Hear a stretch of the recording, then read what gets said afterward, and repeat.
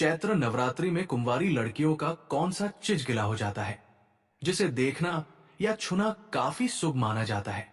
भक्तों, चैत्र नवरात्रि में कुंवारी कन्याओं को भोजन आदि कराने के लिए जब हम उन्हें अपने घर बुलाते हैं तो उनका ये एक चीज काफी गिला होता जाता है। अगर आप उस गिली चीज सही टाइम और सही मुहूर्त पर छू लेते हैं तो आपसे मां दुर्गा और मां लक्ष्मी इतनी ज्यादा प्रसन्न हो जाएंगी कि आपको चैत्र नवरात्रि में करोड़पति बनने से कोई नहीं रोक सकता। तो भक्तों, चलिए इन सारी चीजों को विस्तार से जान लेते हैं ताकि किसी भी प्रकार की कोई गलती हमसे ना हो। तो भक्तों, 2025 में चैत्र नवरात्रि कब है? 29 मार्च या 30 मार्च को। कलश स्थापना का शुभ मुहूर्त क्या है? आज सभी कंफ्यूजन होगी दूर। कहीं गलत तारीख को व्रत मत रख लेना। घट स्थापना का मुहूर्त आज यहीं पर नोट कर लेना। नवरात्रि 9 दिन की पड़ेगी या 10 दिन की या 8 दिन की, जानिए सब कुछ इस वीडियो में। नवरात्रि व्रत में क्या खाए, क्या नहीं खाए, फल खाए या नहीं, पानी कैसे पीना है, चाय पिए या नहीं, नमक कौन सा खाना चाहिए। नवरात्रि में जो भी संपूर्ण जानकारी है इसी चैनल पर दी जाती है। आपको कहीं भी जाने की आवश्यकता नहीं पड़ेगी। संपूर्ण फल, संपूर्ण ज्ञान, संपूर्ण शास्त्र का ज्ञान इसी चैनल पर दिया जाता है। तो आइए जानते हैं नवरात्रि कब है, मुहूर्त क्या है, क्या खाए क्या न खाए। तो देखिए, चैत्र नवरात्र शुरू हो रहे हैं साल 2025 में 30 मार्च से। ऐसे में तिथि जाने की सबसे पहले की कंफ्यूजन यह है कि कहीं 29 को तो नहीं है। चैत्र नवरात्र कलश स्थापना का शुभ मुहूर्त मिलेगा कि नहीं मिलेगा? देखिए, 30 मार्च को मिलेगा क्योंकि तिथि प्रतिपदा प्रारंभ हो रही है। शाम में 29 मार्च को शाम से 4:27 पर प्रतिपदा की तिथि समाप्त होगी। 30 मार्च को दोपहर में 12:49 पर घट स्थापना होगी। 30 तारीख को ही रविवार का दिन है। उसी दिन हम घट स्थापना करेंगे। घट स्थापना का शुभ मुहूर्त यहीं पर नोट कर लीजिए। चैत्र नवरात्रों में घट स्थापना का शुभ मुहूर्त 30 मार्च को सुबह 6:13 से सुबह के 10:22 तक है। बहुत ही अच्छा समय है। अवधि 4 घंटा 8 मिनट की समयावधि है। तो इस समय अवधि में आप घट स्थापना कर सकते हैं। इतना समय सौभाग्य से मिलता है। आप समय निकाल कर घट स्थापना कर सकते हैं। अब कई लोग घट स्थापना अभिजीत मुहूर्त में करते हैं, तो अभिजीत मुहूर्त नोट कर लीजिए। अभिजीत मुहूर्त दोपहर 12:01 से 12:50 तक रहेगा। अभिजीत मुहूर्त लगभग 50 मिनट की समयावधि है। तो ये दो शुभ मुहूर्त है घट स्थापना के, नोट कर लीजिए। भक्तों, किस दिन मां की किस स्वरूप की पूजा आराधना करेंगे आप? जैसा मैंने बताया, 30 मार्च को प्रतिपदा की तिथि है, तो घट स्थापना 30 मार्च को ही होगी। मां शैलपुत्री स्वरूप की पूजा आराधना 30 मार्च को करेंगे। रविवार का दिन है। ये नवरात्रि का दूसरा दिन 31 मार्च को है। आज के दिन माता ब्रह्मचारिणी स्वरूप की पूजा करते हैं। सिंधारा दूज मनाई जाती है आज ही के दिन में, और आज ही के दिन में मां चंद्र घंटा की भी पूजा आराधना हो जाएगी। तो एक दिन में 2 माताओं की पूजा आराधना इस बार हो रही है। इस वर्ष चैत्र नवरात्रि 30 मार्च 2025 रविवार से शुरू होंगे और 9 दिनों का ये पावन पर्व 6 अप्रैल 2025 सोमवार को समाप्त होगा। क्योंकि इस बार नवमी और अष्टमी तिथि एक ही दिन पर पड़ रहे हैं। 6 अप्रैल 2025 को दिन रविवार को अष्टमी और नवमी दोनों एक साथ ही पड़ रहे हैं।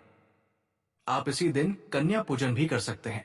जो लोग सतमी को कन्या भोज करते हैं तो वो 5 अप्रैल दिन शनिवार को कर सकते हैं। दोस्तों, जो भक्त सच्चे दिल से माता रानी की पूजा आराधना करते हैं और उनकी भक्ति में लीन हो जाते हैं तो माता रानी उसकी सच्ची भक्ति से उसकी पुकार अवश्य सुनती है, और जो इच्छाएं उसके मन में होती हैं तो माता रानी उसे सब कुछ देती है जो उसको चाहिए होता है। माता लक्ष्मी दोनों हाथों से धन की वर्षा करती है। मां दुर्गा उसी पर अपनी कृपा दृष्टि बनाती है जो नवरात्रि में माता की सेवा में लग जाता है। देखिए, माता की सेवा में आपको बिल्कुल भी कंजूसी नहीं करना है। दिल खोलकर माता रानी की सेवा करें। जितना हो सके मां को प्रसन्न करने में लग जाए।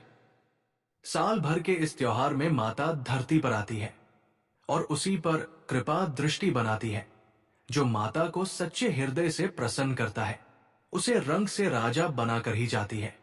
फिर चाहे वो राजा हो या भिखारी, मां की नजरों में वो सबसे बड़ा है।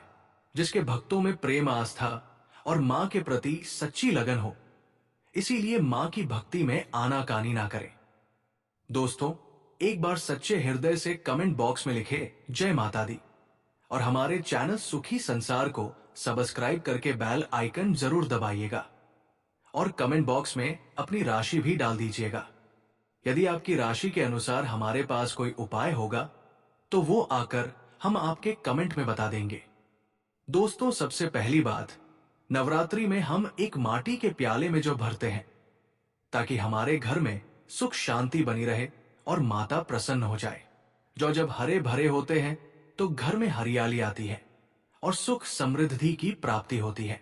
जब जो हरे भरे होते हैं तो समस्त देवी देवता खुशियां मनाते हैं और घर की उन्नति के लिए कामनाएं करते हैं और आशीर्वाद देते हैं। हरे भरे जौ में साक्षात माता रानी अपने 9 स्वरूपों के साथ खेलती है और घर में सुखों की बारिश होती है तथा धन की बारिश होती है। और जिस घर में जौ के अंदर से हरियाली नहीं आती है तो उस घर में पहले ही पता चल जाता है कि अब आपके घर में गरीबी आने वाली है तथा परेशानियां आने वाली है, क्योंकि आपने पूजा पाठ में कोई ऐसी गलती कर दी होगी जिसके कारण जौ में हरियाली नहीं आ पाई। देखिए, आपको बता दे, हैरानी वाली बात तो है, बिना पानी के माटी में जो डालते ही उग जाते हैं, वो भी बिना देखभाल करे हरियाली उसमें निकल आती है।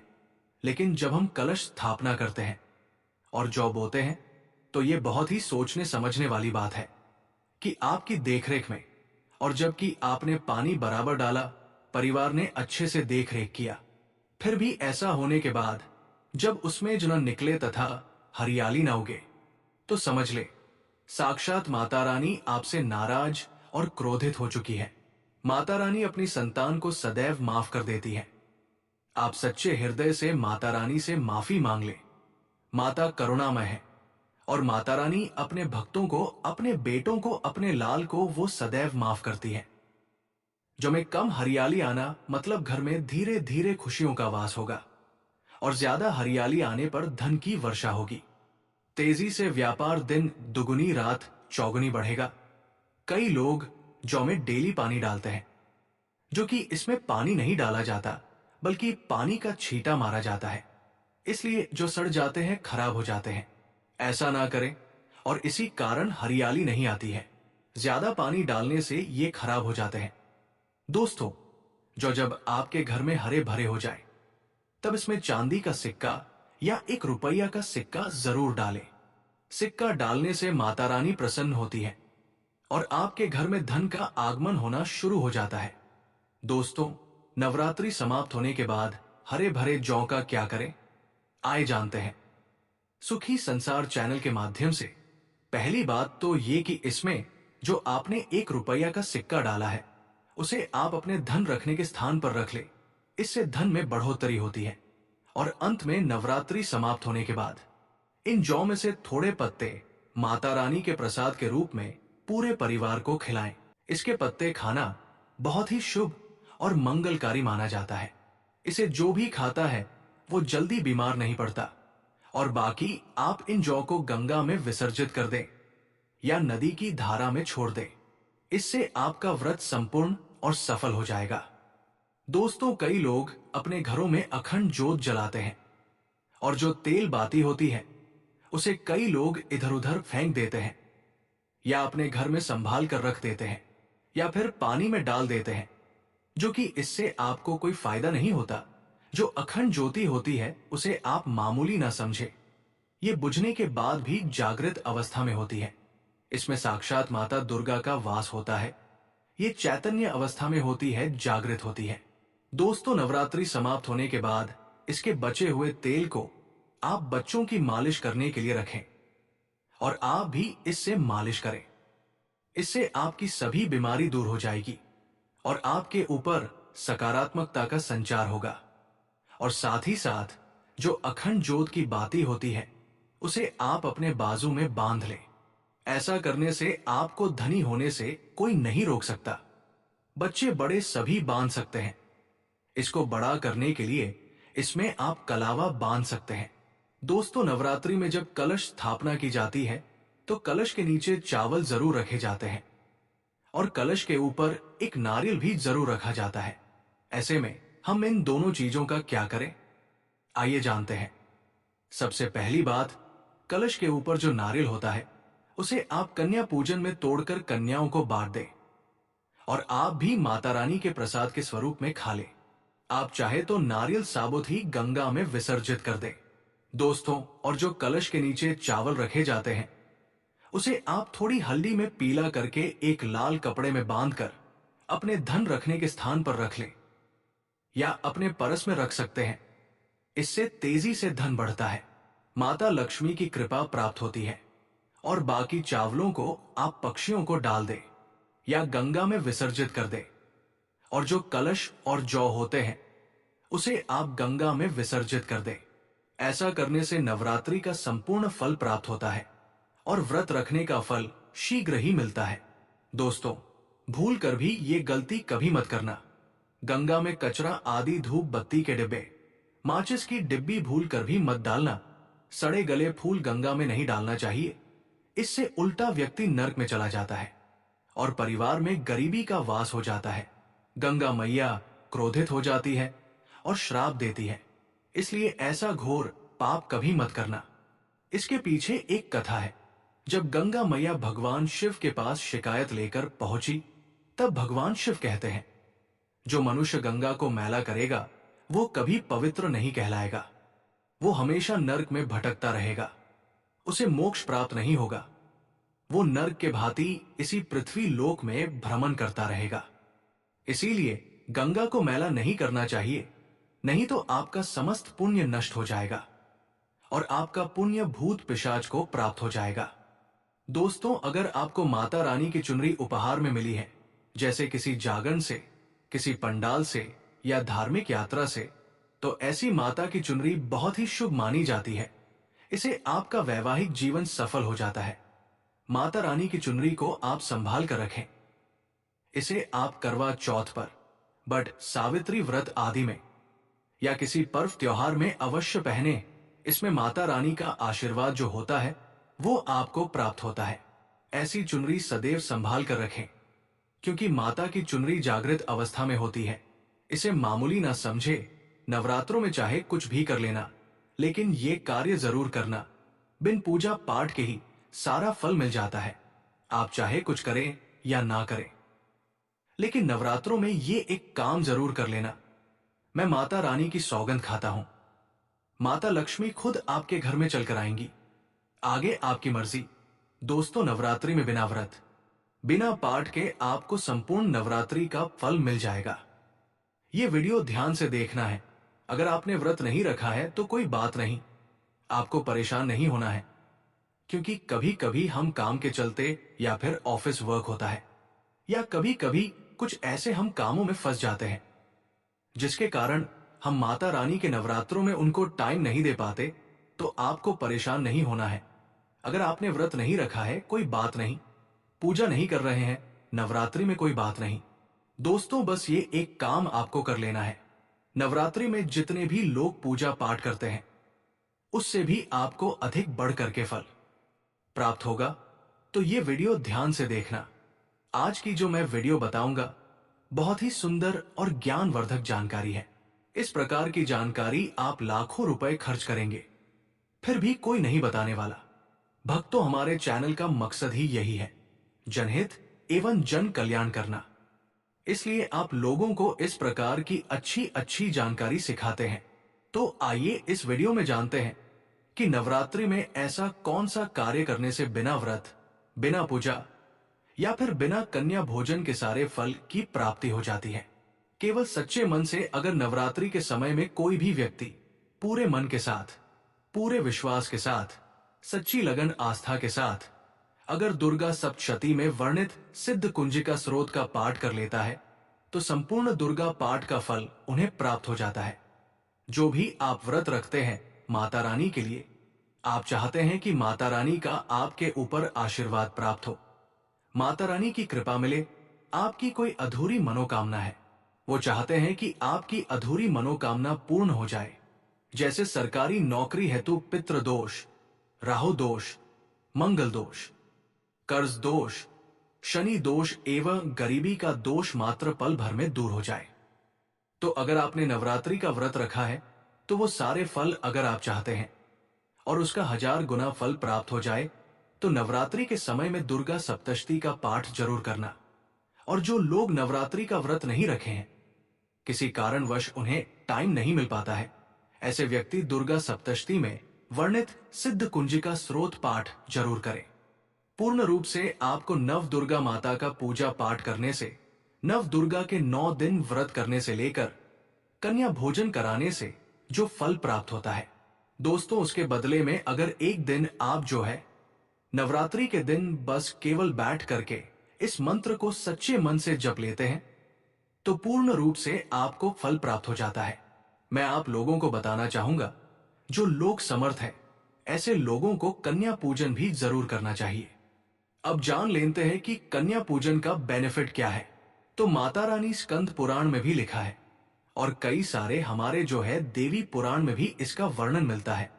माता रानी जितना पूजा पाठ से प्रसन्न होती है उतना ज्यादा कन्या भोजन कराने से हो जाती है, क्योंकि कन्याओं को देवी का स्वरूप माना जाता है और जो कन्या होती है वो नवरात्रि के समय में साक्षात नव दुर्गा का स्वरूप हो जाती है। मैं कन्या पूजन के बारे में विस्तार से वीडियो की अंत में बताऊंगा, तो वीडियो में कंटिन्यू बने रहना। कन्या पूजन कैसे करना है और क्या मुहूर्त है सब बताऊंगा।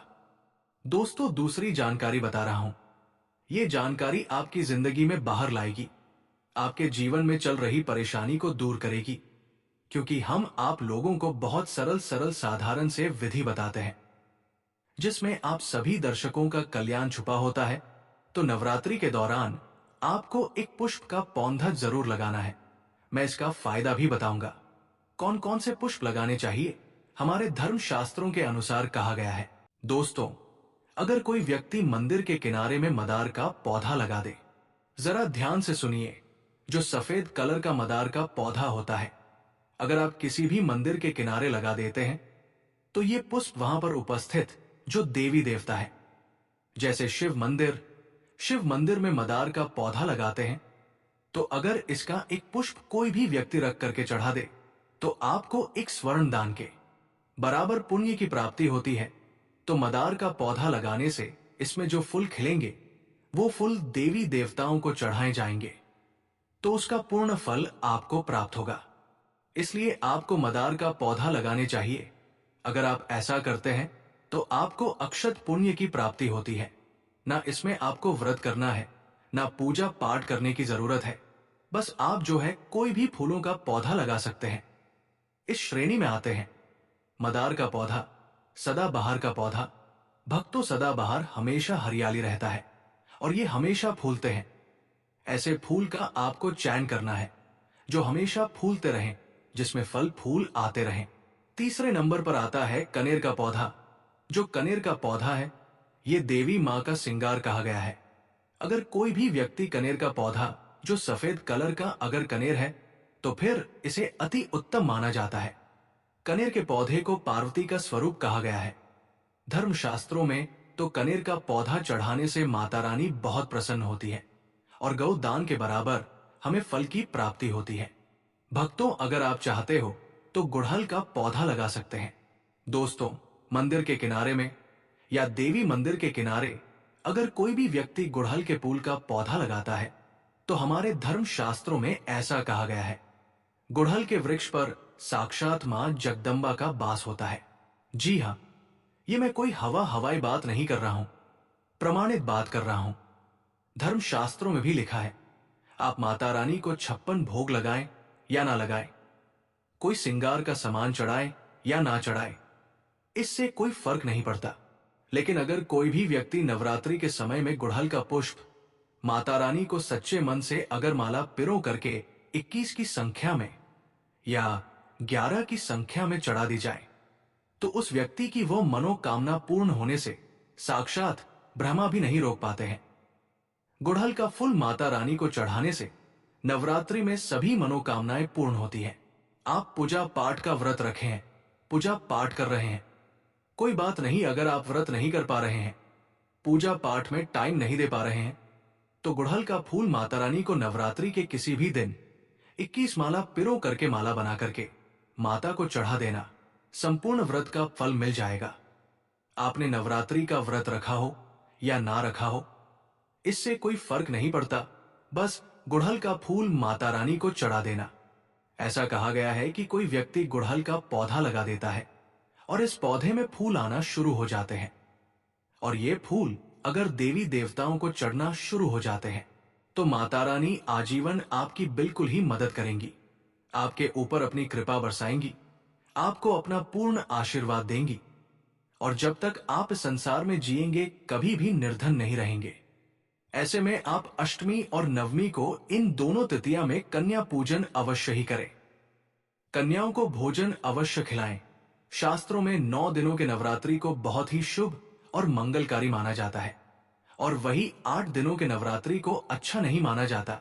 ऐसे में 10 दिनों के नवरात्रि बहुत ही शुभ माने गए हैं। शास्त्रों के अनुसार नवरात्रि के दिनों में माता रानी का पूजन करने से एवं कन्या पूजन करने से मां अभय वरदान प्रदान करती है। कुंडली में जो कष्ट होते हैं उन्हें ठीक कर देती है।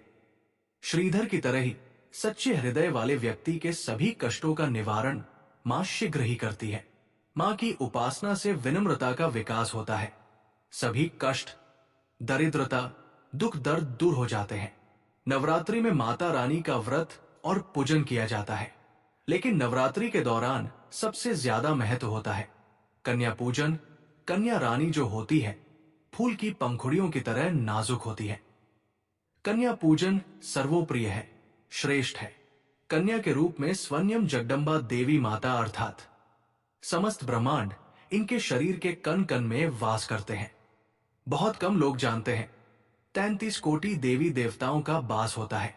कन्याओं के मस्तक पर कन्या चाहे छोटी हो या चाहे बड़ी हो, वो सदैव पूजनीय है, मां के समान मानी जाती है।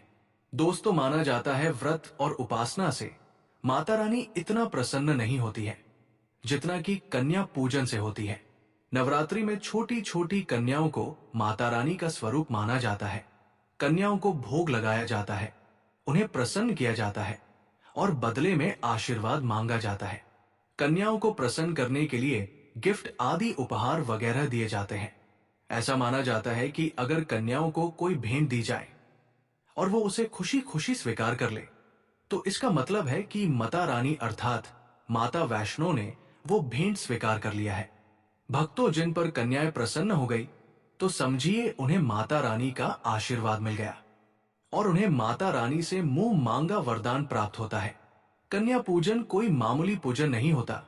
समस्त ब्रह्मांड में जो पूजा होती है उनसे बढ़कर कन्या पूजन माना जाता है।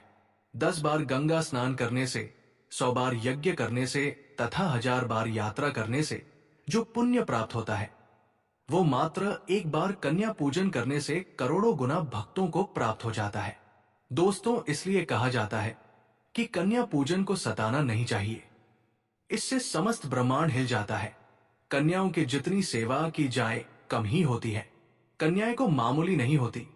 कन्याओं के रूप में स्वयं उनके मस्तक पर विराजमान होकर माता रानी आपके घर तक आती हैं। नवरात्रि में 2 साल से लेकर 10 साल तक की कन्याओं का पूजन होना चाहिए। अष्टमी तथा नवमी को कन्याओं का पैर धोकर भोजन करना, उपहार आदि देना श्रेष्ठ माना जाता है, दुर्लभ माना जाता है। ऐसा मौका कभी हाथों से नहीं जाने देना चाहिए। इस दिन जितना हो सके कन्याओं का हाथ पकड़ पैर पकड़कर अपने घर तक लेकर आए। भक्तों, जब हम कन्याओं भोजन कराते हैं तो भोजन कराने से पहले कन्याओं का पैर शुद्ध जल या दूध से धोते हैं। अगर आप इन गिली पैरों को छूकर उनका आशीर्वाद प्राप्त करते हैं तो आपको मां दुर्गा और मां लक्ष्मी का आशीर्वाद प्राप्त होता है, जिससे आप रातों रात करोड़पति बन सकते हैं। तो भक्तों, आपको ये जानकारी कैसी लगी? अगर आपको ये जानकारी अच्छी लगी हो तो इस वीडियो को एक लाइक करके कमेंट में जय मां लक्ष्मी जरूर लिखें। साथ ही साथ हमारे चैनल सुखी संसार को सब्सक्राइब जरूर करें। धन्यवाद।